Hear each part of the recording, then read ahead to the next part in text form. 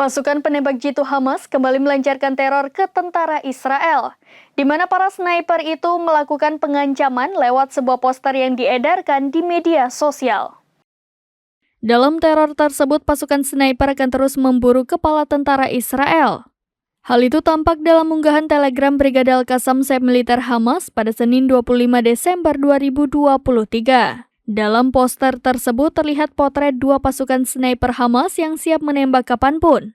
Poster itu disertai dengan tulisan yang ditujukan untuk tentara Israel, di mana Hamas memperingatkan agar pasukan Israel mengawasi kepala mereka karena serangan dari pasukan sniper. Penembak jitu dari Hamas kini mulai beraksi secara intensif di jalur Gaza.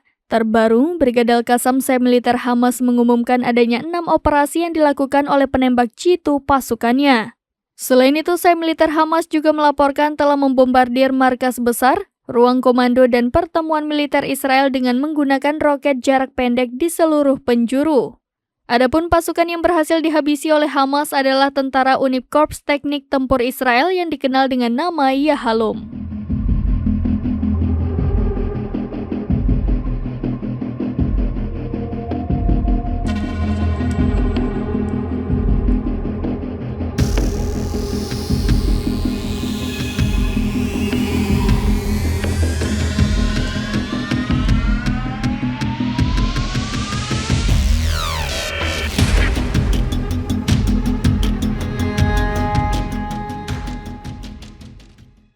Demikian informasi terkini Syederalun, saksikan terus berita lainnya di kanal YouTube Serambi News, website dan Facebook serambinews.com.